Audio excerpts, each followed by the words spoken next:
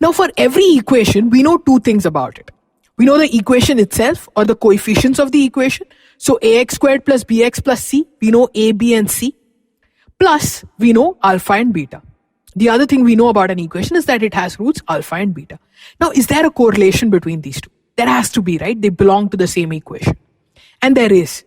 So alpha plus beta is actually equal to minus b by a. It's very simple to figure that out as well. Look at your graph. This was our graph. This is where the x-axis cut it. We had alpha here and beta here. This is nothing but minus b by 2a, right? Then we were adding a factor here, which is root d by 2a. Forget what it is. Call it n, right? So this was minus b by 2a plus n, minus b by 2a minus n. Now if you add both of them, if you do alpha plus beta, your plus n and minus n gets cancelled. And what you're left with is 2 times minus b by 2a, which is minus b by a. So alpha plus beta is minus b by a. Alpha into beta is equal to c by a. Again, if you use your quadratic formula, take alpha as minus b plus root of b squared minus 4ac by 2a and beta as minus b minus root of b squared minus 4ac by 2a, you will get alpha into beta is equal to c by a. You can see the calculation here. So those are the two equations that we have. Alpha plus beta is minus b by a and alpha into beta is equal to c by a. So we have two equations here and two variables. A, b and c are known to us because the equation is given. So the two unknowns here are alpha and beta. We have two equations and two unknowns. We know that we can solve them to get the answer. So you will get a value for alpha and a value for beta. Now actually the same logic can be extended to even higher order equations. Just think of what we did. We had ax squared plus bx plus c.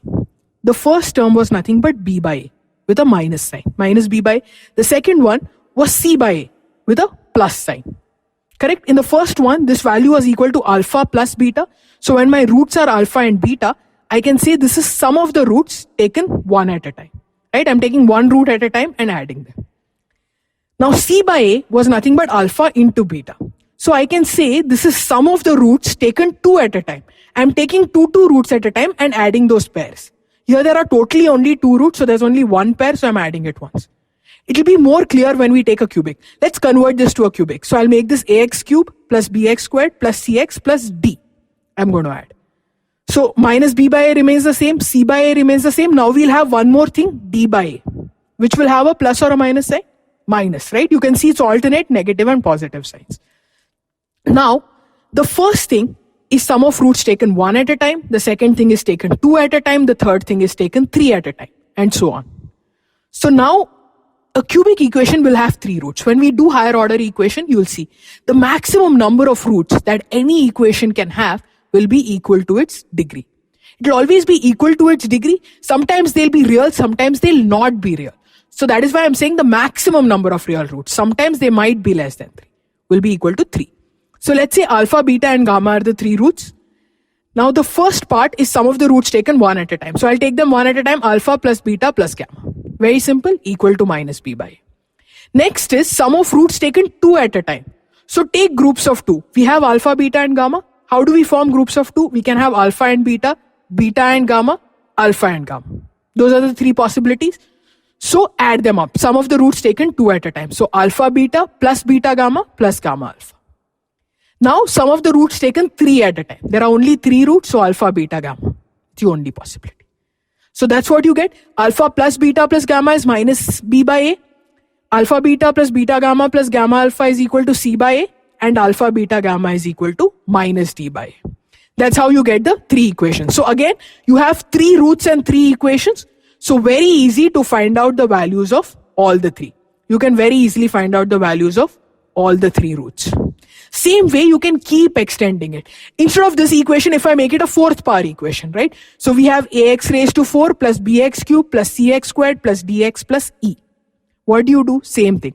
Minus b by a plus c by a minus d by a plus e by a. One at a time. Now you have alpha, beta, gamma, delta. One at a time will be alpha plus beta plus gamma plus delta. Two at a time. What all groups can you form? Alpha, beta, alpha, gamma, alpha, delta, beta, gamma, beta, delta, and finally gamma, delta. Add all those groups up. You will get c by a. Now taken three at a time. How will you take them three at a time? you can have alpha, beta, gamma, or you can have alpha, beta, delta, correct? Or you can have beta, gamma, delta. Those are the only possibilities. Add them up, you'll get minus d by. Finally, taken 4 at a time, there are only 4 roots. So taken 4 at a time, you'll have only one term, alpha, beta, gamma, delta is equal to E by A. Alpha, beta, gamma, delta is equal to E by. Now you can keep extending this. You get the logic, right? Instead of 4th order, you can have 5th order, 6th order, 7th order, and so on.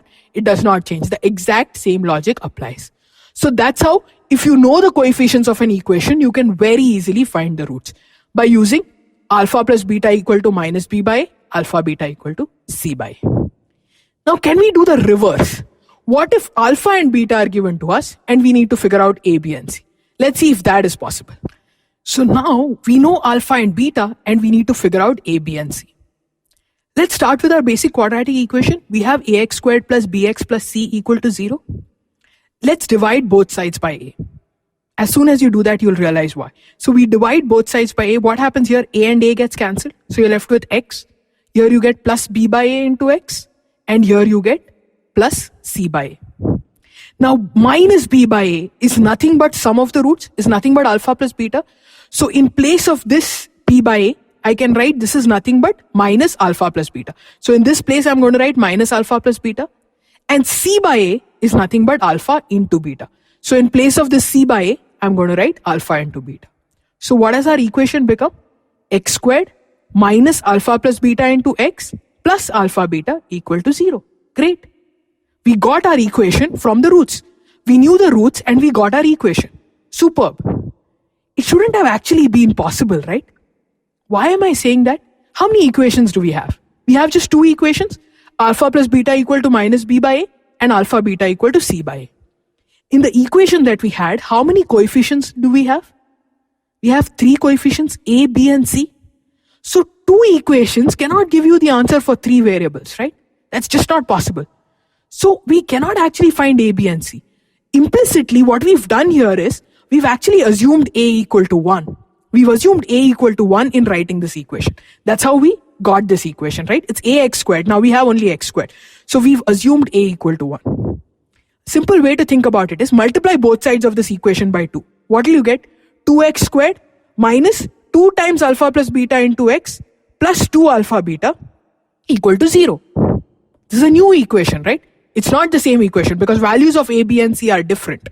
So it is actually a new equation, but it still satisfies the fact that alpha plus beta equal to minus b by, because if you divide these two, 2 and 2 get cancelled, you get alpha plus beta. And alpha beta will be c by A, because if you divide this and this, again the 2's will get cancelled and you will be left with alpha into beta. Similarly, I can multiply both sides by 3, 4, 5 and so on. I can keep going, right? So what will I end up with? I'll not end up with one single equation, but actually a family of equations.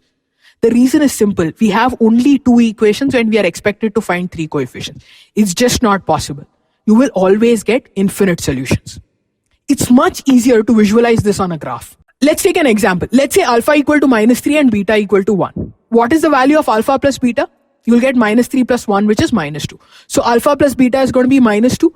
Alpha into beta will be minus 3 into 1, which is minus 3. So alpha plus beta is minus 2. Alpha beta is minus 3. What was our equation? We said equation is x squared minus alpha plus beta into x plus alpha beta equal to 0. So x squared plus 2x minus 3. That's what our equation will be, right? Because minus of minus 2 becomes plus 2.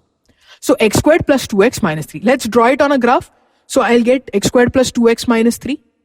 If I draw my x-axis here, I'll get alpha and beta here. So I have alpha and beta. Now, what we are essentially saying is, instead of having this, the same equation, can I multiply both sides by 2? Possible, right? Nothing is changing. I'm allowed to do the same operation on both sides. So if I multiply both sides by 2, I'm going to end up with 2x squared plus 4x minus 6. 2x squared plus 4x minus 6. Now 2x squared. So what is going to happen to this equation? It's going to become steeper, right? We know that the coefficient of x, that is a, steepens our curve. As a increases, the curve becomes steeper. So it actually closes. So this graph is going to look something like this. Notice it cuts the x-axis at the same 2 points because the values of alpha and beta are the same. So this is your equation, 2x squared plus 4x minus 6. So notice both of these are different equations, right? We have different graphs. They are not the same equation. They are different equations, but they have the same root. Let me take a third one. Instead of multiplying by 2, let's say I divide by 2. So I get half x squared plus x minus 3 by 2 equal to 0. Try drawing this. What will happen? The original graph will open up, right? So you'll get an equation like this. Again, passing through the same 2 points on the x-axis. So alpha and beta are the same, but it's a different equation. Clearly, it's a different curve, right? The graph is different. So all of these three are actually different equations. The curves are different. They're different polynomials, but have the same roots. They're different polynomials, but they have the same roots. Why? Because we have only two equations. So we can keep multiplying it by different numbers and keep getting more and more equations. You can have an infinite number of equations here. We just plotted 3 sample ones. All of these are equations where both roots are common. Now mathematically, you will get some questions based on common roots. There's nothing different. It's not a topic to be learned separately, common roots. It's all common sense at the end of the day. You don't have to learn subtopics like that. Common roots is a different topic. It's not a different topic. Once you know this concept, you can easily find. These are nothing but equations which have both roots common. Correct? Because they are cutting the x-axis at the same 2 points. So they have both roots common. Now, what do you see is the similarity between these equations? We've written these one below the other, right? We've written this one below the other. Now, what do you see here? Look at the coefficient of x. Look at the coefficient of x. Take just the first two equations. Here you have x squared plus 2x minus 3. Here you have 2x squared plus 4x minus 6. Coefficient of x squared is 1 and 2. Coefficient of x is 2 and 4. And the constant is minus 3 and minus 6. Do you notice some similarity? The ratio is same, right? It will obviously be the same. That's how we got the second equation in the first place. We got the second equation by multiplying by the first one by 2. So the ratio is 1 by 2, right? 1 by 2, 2 by 4 is nothing but 1 by 2. Minus 3 by minus 6 is nothing but 1 by 2. Similarly, compare the second and the third one, right? What is the coefficient of x squared here? 2 and 1 by 2. Here it is 4 and 1. Here it is minus 6 and minus 3 by 2. Again, find the ratio. It's nothing but 4. Everywhere the ratio is 4, right? 2 by 1 by 2 is 4. 4 by 1 is 4. Minus 6 by minus 3 by 2 is 4. So what do you see here? If we had to write an algebraic, this is the graphical representation, right? They are all cutting the x-axis at the same 2 points. If we were to write this mathematically, if I call the coefficients of x squared, x and the constant as a1, b1, c1 for the first equation, and a2, b2, c2 for the second equation, what we are basically saying is that a1 upon a2 will be equal to b1 upon b2 will be equal to c1 upon c2. Which is obvious, right? That's how we get the second equation. So whenever you have both roots common in a particular equation, the ratio of the three coefficients will always be constant. So your a1 by a2 will be equal to b1 by b2 will be equal to c1 by c2. And this is how they look. Different shapes, but cutting the x-axis at the same point. The horizontal position of their vertex will also be the same. See, if I draw this straight line, all the vertices are falling on this line. Can you tell me why? Where does the vertex lie? Minus b by 2a. And minus b by a is the same for all of them, right? Because minus b by a is nothing but the sum of the roots. So the sum of the roots is the same. So minus b by a is same. Hence minus b by 2a also has to be the same. So logically, their vertex will lie on the same vertical line. The x coordinate will be the same. The y coordinate will vary. So that is equations where both roots are common. If only one root is common, then it's very, very simple. If you get an equation where only one root is common, it's very simple to solve it. So two roots common, you know, this is the relationship. If one root is common, just equate the coefficient of x squared. Just equate the coefficient of x squared and then subtract the two equations. So x squared will get cancelled and you will just be left with x. So you will easily be able to find what the value of the common root is. So suppose I have x squared minus 3x plus 2 equal to 0 and I have x squared minus 4x plus 4 equal to 0. These are the two equations. First step I told you is equate the coefficient of x squared. Luckily for us here x squared has the same coefficient. So I'll subtract x squared and x squared get cancelled. Right? Here I get minus 3x plus 4x. Minus and minus will become plus, right? So it will be x. Here I get plus 2 minus 4, so it becomes minus 2. So what you're left with is x minus 2 equal to 0. which means x is equal to 2. So that's the common root. For these two equations, the common root is x is equal to 2. First equation has roots 2, 1. Second equation has roots 2, 2. Second equation is nothing but x minus 2 the whole squared, right? You can see that. So that's how you'll do. Both roots common. Both roots common. We have a1 by a2 equal to b1 by b2 equal to c1 by c2. Only one root common. Two simple steps. Make the coefficient of x squared the same and then subtract the two equations. So your x square will get cancelled. You'll be left with a linear equation. You can solve it to find the one common root. That's how you'll find common roots. What is more important here is to know that when roots are given, you cannot find a unique equation. What you'll get is the family of equations like we saw earlier, all of them cutting the x-axis at the same 2 points because they have the same roots. It's a family of equations where this particular condition is true. a1 by a2 equal to b1 by b2 equal to c1 by c2. So the equation we had was x squared minus ab into x minus a squared equal to 0. You need to find out what the nature of the two roots are in terms of whether they are positive, negative, and so on. See, whenever you have to find positive and negative, it's always useful to take the product rather than the sum. Why the product? Because you have a clear relationship in product, right? You know plus into plus is plus, plus into minus is minus, minus into plus is minus, minus into minus is plus. Such a thing doesn't hold true for addition, right? If one number is positive and one number is negative, you cannot say whether the answer will be positive or negative, correct? Because plus 6 minus 3 is plus 3, which is positive. But minus 6 and plus 3 is minus 3, which is negative. In both cases, we are adding one positive number and one negative number. So sum of two numbers never helps you in trying to find the nature of the two. Only thing that can help is product. Let's see what the product is. That's why we look at product of the roots. So what is product of roots? Alpha into beta is c by a. C here is minus a squared, a is 1. So alpha into beta will be minus a squared by 1, which is minus a squared. A square will always be positive, right? A is real, not imaginary. So a square has to be positive, which means minus a square has to be negative. So sum of the two roots is negative. Look at the table we just wrote. Where do you get a negative value? When one is positive and one is negative, right? Either plus into minus or minus into plus. So basically one root is positive, one root is negative. That's why you get your answer as option A, which is one root is positive, one root is negative. So remember this, when you're trying to find the positive or negative nature, always look at product and not sum. There are two cases here. The person basically goofed up the coefficient of x. What is the coefficient of x? If you look at ax squared plus bx plus c, the coefficient of x is b. So let's take the two cases. So we have b, c and a, which are the three coefficients. And then you have alpha plus beta, alpha into beta. The wrong case and the right case. Now in the wrong case, what did the person mess up? He messed up the coefficient of x. So he messed up the value of b. He took b as equal to 70 when he was actually supposed to take it as 13. So the right value was 13, the wrong value was 17. C and a he didn't mess.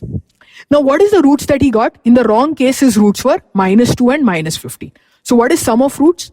Minus 17. Product of roots? 30. Sum of roots is minus b by a.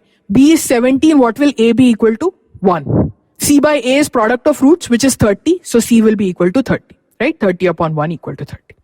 Now a and c, in the case where he got it right, he didn't mess up a and c. So he still took c as 30 and he still took a as 1. So now what were his values of b, c and a? 13, 30 and 1. What will be sum of roots? Minus b by a, minus of 13 by 1, minus 13, product of root c by a, 30. So now we know that sum of the roots is minus 13, product is 30. Now just look at your answer options.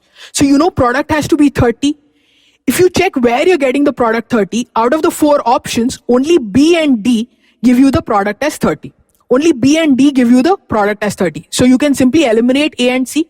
The answer has to be one of B or D. Now check which of the two give you a sum of minus 30. Only B gives you minus 30, right? In case of D, the sum will be minus 11. So you can eliminate D. You're left with only option B. So always keep looking at the answer options and use the reverse approach. Even very complicated quadratic equations can be made much easier if you solve them by substituting the answer options. That's the biggest benefit you have in an entrance exam. So don't solve an equation the way you would solve it in a board exam. Board exam, you have no choice, right? You have to solve the equation and arrive at an answer. You don't need to do that in an entrance exam. Worst thing you could do is arrive at an answer and then start searching whether it's there in the answer options. Even worse is when it's not there in the answer options, right? You've made a mistake while solving it. So don't ever do that. Always look at the answer options, substitute them back into your equation and get the answer. That's the easy